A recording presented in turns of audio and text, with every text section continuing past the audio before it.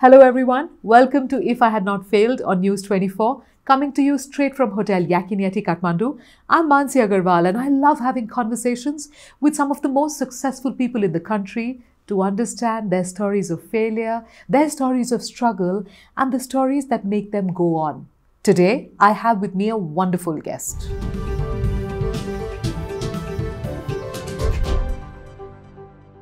My guest today has had an illustrious career spanning over 3 decades. He's the MD of Panchakanya Group. He is also the Honorary Consul of the Republic of South Africa. Very interestingly, he's also the ex-president of the FNCCI. But what I personally love the most about his profile is that he is the past president of the Nepal Golf Association. Today, I'm going to be talking to him about his twin interests of entrepreneurship, business and sports and where he sees a commonality between the two. Please join me in welcoming Mr. Pradeep Kumar Shrestha. Namaste, sir. Thank you so much for being here. It makes me feel really happy that not only have you decided to share your time with us, but also your insights. Thank you so much, sir. It's my pleasure, Mansi. So glad. Sir, so before I start with the real interview, I just want to ask you, what has been your greatest failure and why? Actually, when Mansi, I've heard your interview a long time back. You have always chosen in a different way of interviewing, and that's the beauty of your being interviewed. To me, the failure is, of course, ups and downs are always in the life. The feeling is that whenever I try to do something great, something very convincing, people tend to not to understand, and sometimes they get not satisfied with my answers, no matter whether I'm right or wrong, but to be convinced has been one of the challenges that I have felt. And I think that is so unfortunate, even being right, but they don't take it positively, Why is it so important to you and why do you think that this aspect of your life or this one thing is a very big failure for you? Why does it pull you down so much? No, see, people have different way of thinking, their aspirations and all. I'm a person with very positive mindset, I always take it, and I take lot of challenges, and I see always light at the end of the tunnel, I try to dig in it, and I work with hopes and with dreams, But there are instances, many a times, many listeners are close to me, close to my heart, near and dear ones don't understand, So that's sometimes takes me back, but I take it as a part of the life, and we just move on and take the challenges. That's the way I have lived.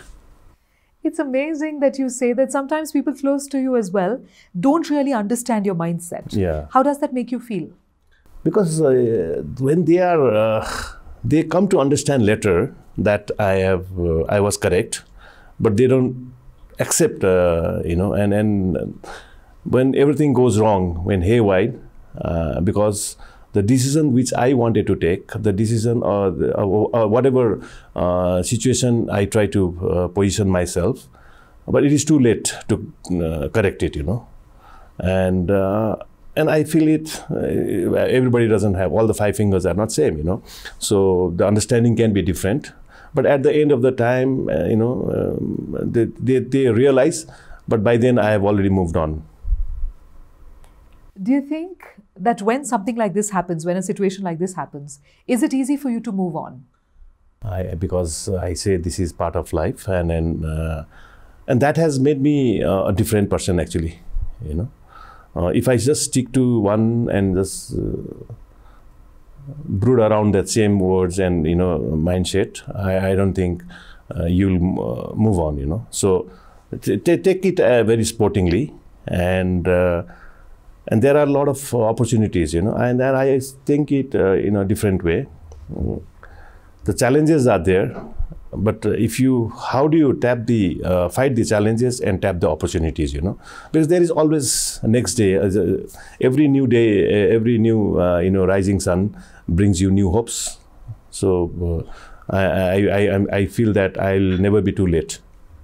That's amazing. I love that you talked about optimism in both your answers. You speak about optimism. Yes. How important is optimism in the face of a person like you who is running a business that's big, that's huge, that's complicated to run at times?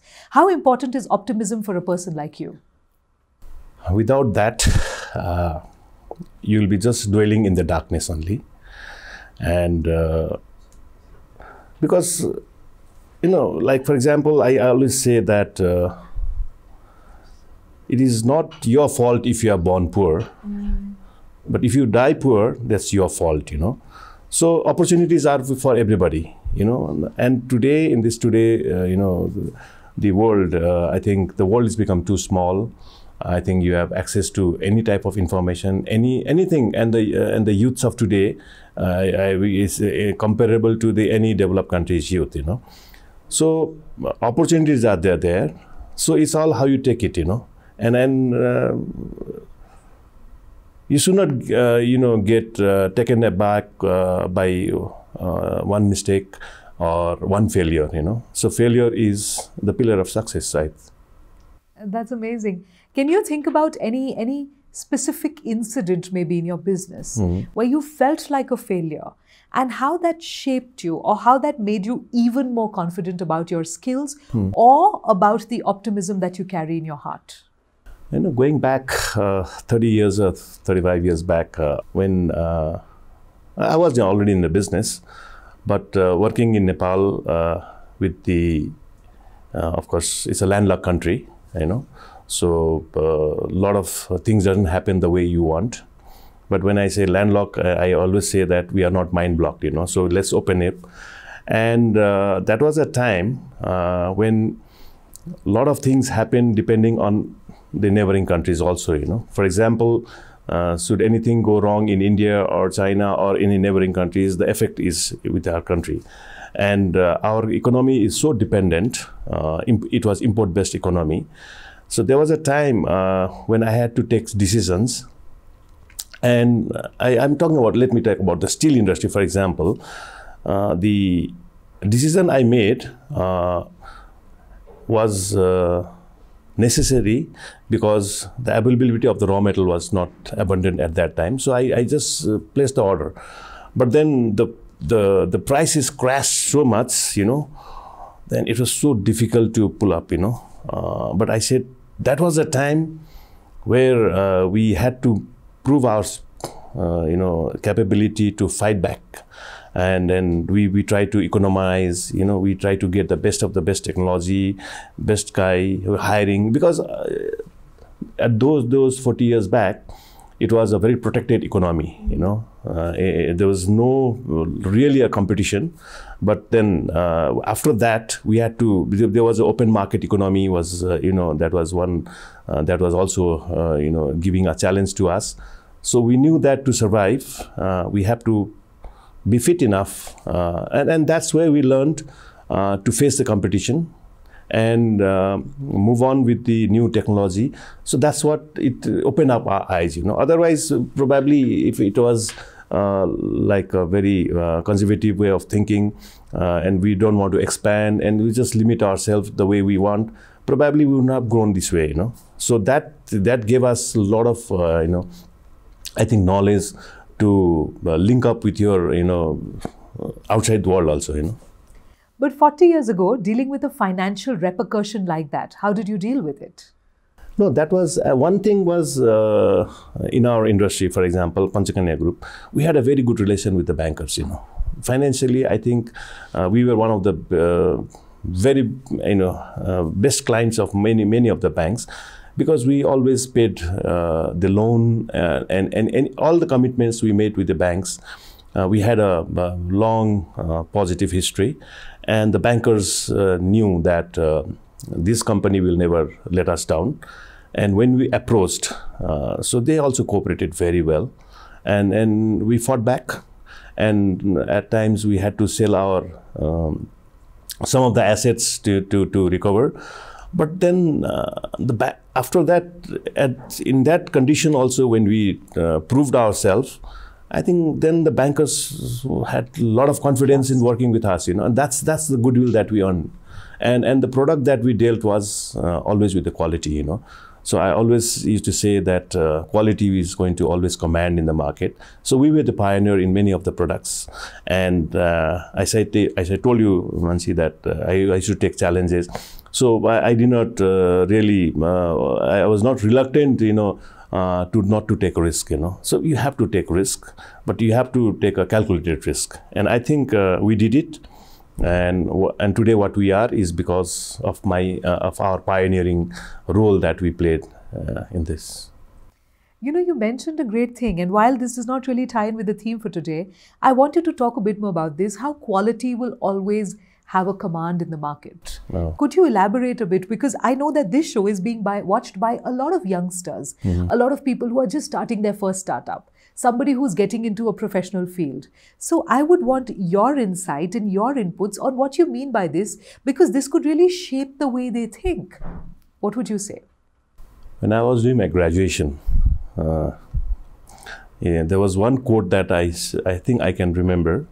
A shipbuilding company will build a ship quality ship at a profit if he can, at a loss if he should, but always quality. That means nobody is going to compromise on the quality of the product that the shipbuilding company would do. Similarly, in our case, we try to do the best to prove our position, because competition was there, and then we wanted to, because a lot of our product, especially the IS Indian standard, then we followed the Nepal standard. So in all our product, Nepal standard, we got the certification. We were the first one to get the quality award. The steel industries, we are the pioneering, we played a pioneering role. And the product that we initiated in this country, for example, today, before it used to be a deformed bar, then it became a torch steel, then we became the TMT, the thermomechanical treated bars. So when we started this, there was a big challenge, But I said we have to do this, because that was already, I did some little bit of research and found that that was a very popular product, in the neighboring countries. So when we introduced, I kept we had to raise the price because there was a cost of production was high, but then the market could not accept for 2 months, and I kept on holding it, and we kept on marketing, and at the end of the day, the people started accepting, and I used to go literally in most of the cities myself, do the presentation, call the engineers, consultants, media people, and that's where we were the first one to put an ad in the media. Our steel industry, the Panchakanya steel. And unfortunately today, in this show, if I have to share, with the government policy lately, that the last budget, they have introduced one policy that has really killed quality manufacturers. If the government don't realize this on time, of course they are losing the revenue one way. But in other way, the quality manufacturers are not getting motivated, So they have to turn back to normal, and compromise on the quality. So I think my request to the viewers also is, nobody is, of course, nothing is permanent, but at times, because of the wrong policy, there are failures for many of the industries. So this I think can carry a good message. And for the youths and for the new viewers, I say that Nepal has a lot of opportunities. It's all up to you to tap the opportunities and fight with the challenge. And today, this country is still a virgin country. I mean, there are a lot of projects that is not even thought of. So one has to be a little innovative and creative, and that's the message that I want to give to the youths of Nepal, because we don't build the youth for Nepal, but we build Nepal for youth. That's beautiful. That's actually a very great and profound thought, that you're not building the youth for the country, you're actually building up the country so that the next generations can thrive in it, really. Yeah. How much of confidence does it take on your product to be able to hold it for 2 months when nothing is happening? Now the customers have become very conscious. Unlike the past, people were not aware of this. Customers are very smart now.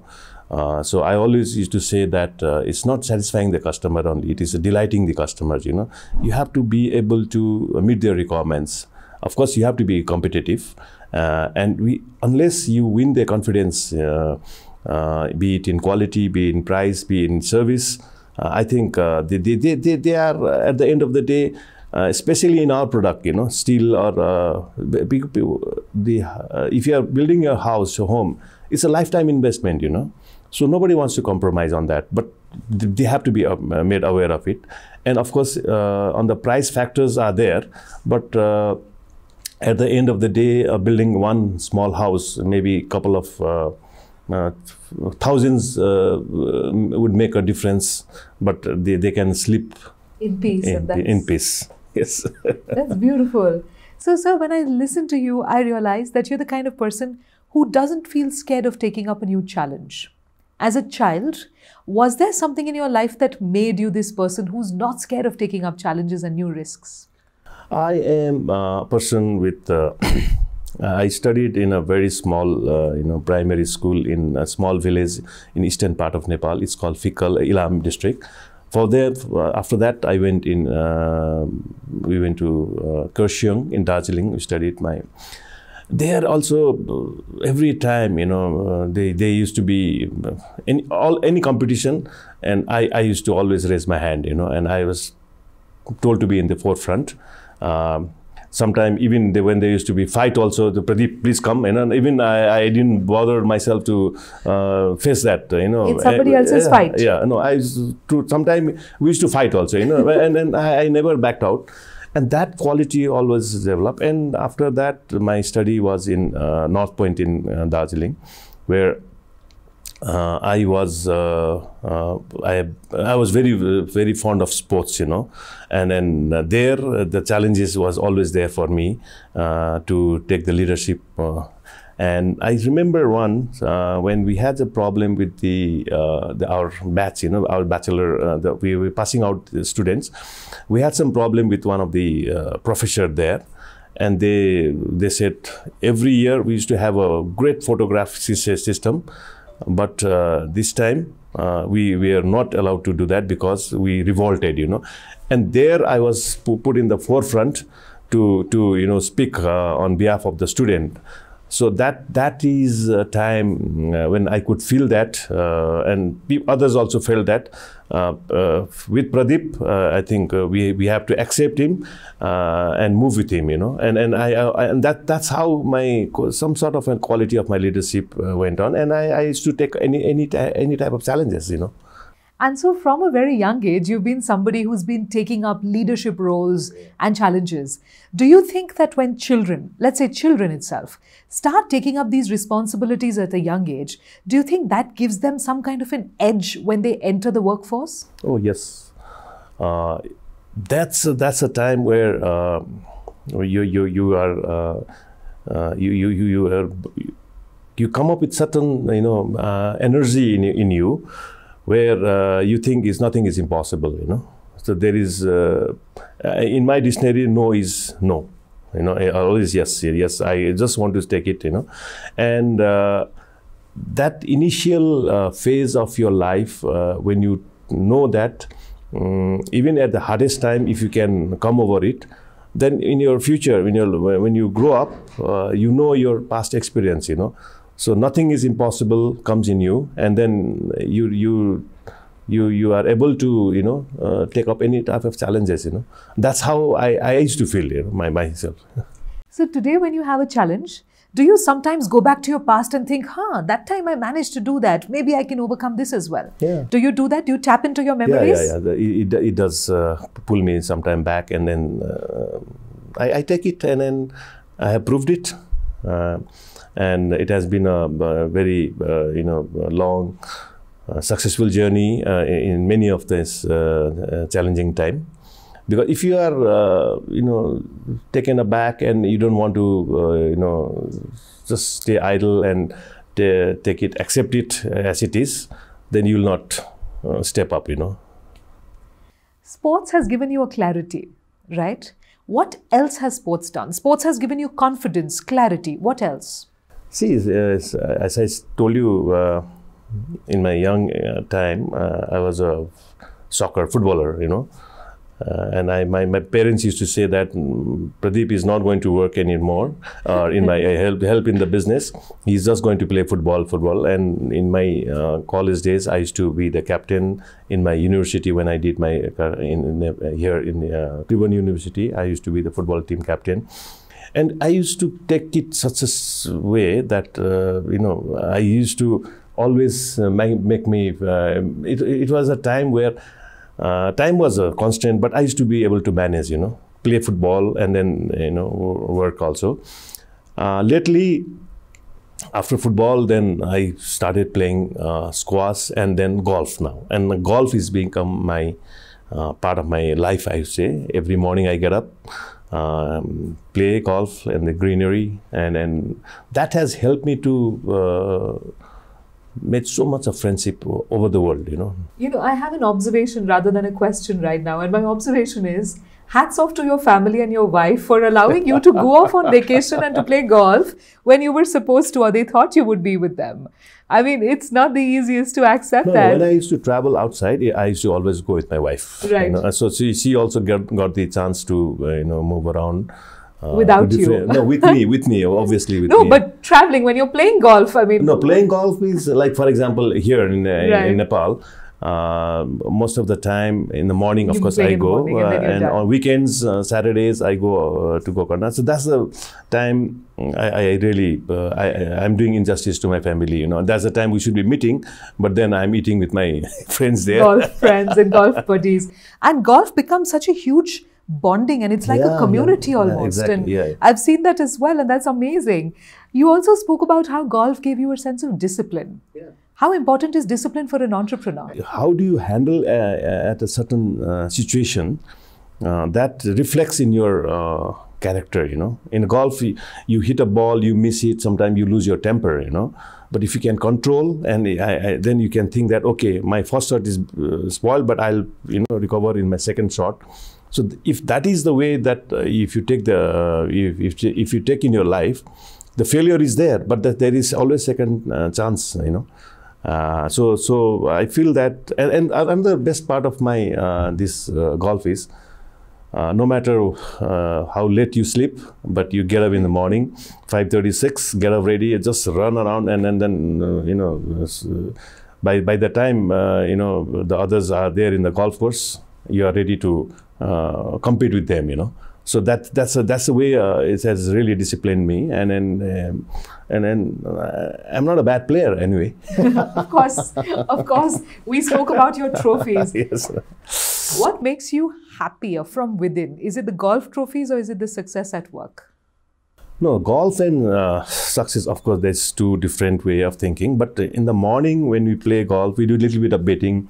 If we win 100 rupees also, it's like winning like 100,000 rupees in the business, or more than that, So that's the beauty. Right. And then you are competing yourself. Today, if I spoil, the next day, if you are playing better, one good shot makes your day, So in business, of course, it's...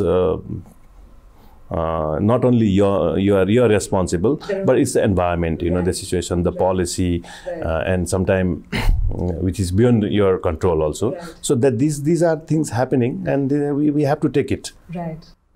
I love how you talk about, you have to wake up in the morning and you might mess up one shot, but the next shot you can always do better. And that kind of confidence keeps you going every day. Yeah. Does this also help to work on your willpower in the business? So your willpower improves there, and then you can sort of bring that and translate that. Yes. Now, if you are accepting your failures, and if you have that confidence to recover, then that's in the business. It can happen, So if you fail once, that doesn't mean that you fail forever, So people say, you you live once, but I say no. You live every day, but you only die once, So you have to keep on living, Right. Yeah, that's the way, and it's a part of your now. We are so used to it. At time, over just because of certain circumstances pulls you so up, and with certain incidents you are pulled down. So that's the wave of business cycle is always there.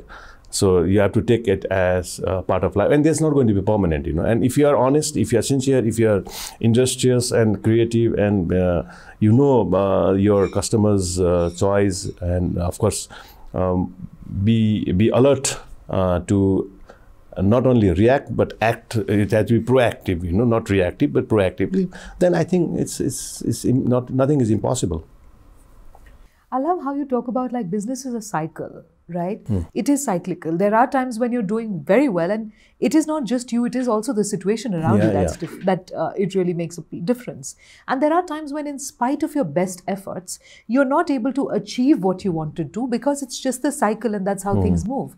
But when you're at the low point of this sort of wave, how do you pull yourself out of that dark space?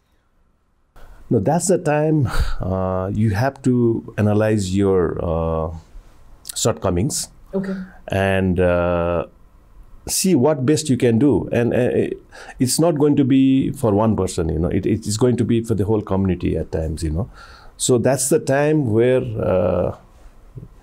your capability is tested, I mean, it's not that in such scenario you just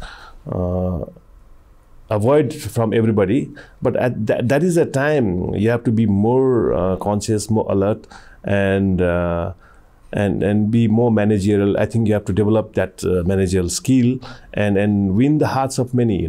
It's just not like I'm failure, I'm gone, nothing is left for me. Then you are already gone. So that hopes in you should not die. So there is always a way forward, moving ahead, and turning your that failure and into opportunity or success will be a great step forward for you. It's also amazing that you spoke about community. When you do something, it's not just for yourself, it's not just for me, it is for the community. Yeah. Now, you're in a position where your decisions impact a lot of people. Is that a stress or is that a responsibility? If Nepal is to be rich, and me alone being a rich is not a richness, So the majority, the standard of living of many, if you can change it, I think then that's how the country has to look into it. Even if I have to money from one pocket, if I put in another pocket, I'm just moving the money within myself only. Okay. So, but then if you are looking on a larger gamut, probably you have to share from one pocket to another pocket.